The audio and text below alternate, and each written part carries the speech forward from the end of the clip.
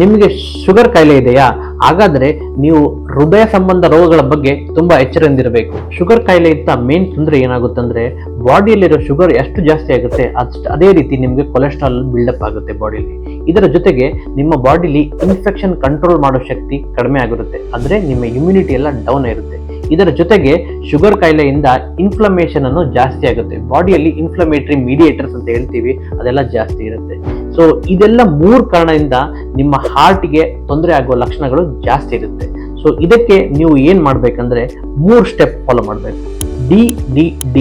D ಅಂದ್ರೆ diet ಅಲ್ಲಿ ನೀವು ಹೆಚ್ಚಿನ ಸಕ್ಕರೆ ಉಳ್ಳಂತ ರಿಫೈನ್ಡ್ ಶುಗರ್ ಐಟಮ್ಸ್ ಕಡಿಮೆ ಮಾಡಬೇಕು. ಇನ್ನೊಂದು ಡಿ ಅಂದ್ರೆ ಡ್ರಿಲ್ ಅಂದ್ರೆ ಎಷ್ಟು ಜಾಸ್ತಿ ವಾಕ್ ಮಾಡ್ತೀರಾ, ಎಷ್ಟು ಎಕ್ಸರ್ಸೈಸ್ ಮಾಡ್ತೀರಾ, ಅಷ್ಟು ನಿಮ್ ಶುಗರ್ ಅಂಶನ ಈಸಿಯಾಗಿ ಡೈಜೆಸ್ಟ್ ಆಗುತ್ತೆ, ಕೊಲೆಸ್ಟ್ರಾಲ್ ಆಗೋದು ಕಡಿಮೆ ಆಗುತ್ತೆ. ಥರ್ಡ್ ಆಪ್ಷನ್ ಬಂದ್ಬಿಟ್ಟು ಡ್ರಗ್ಸ್ ಅಂದ್ರೆ ನಮ್ಮ ಟ್ಯಾಬ್ಲೆಟ್ಗಳು ಅಥವಾ ಇನ್ಸುಲಿನ್. ಈ 3 ಡಿ ಅನ್ನು ಫಾಲೋ ಮಾಡೋದ್ರಿಂದ ನಿಮ್ಮ ಹೃದಯವನ್ನು ಗಟ್ಟಿಮುಟ್ಟಾಗಿ ಇಟ್ಕೋಬಹುದು.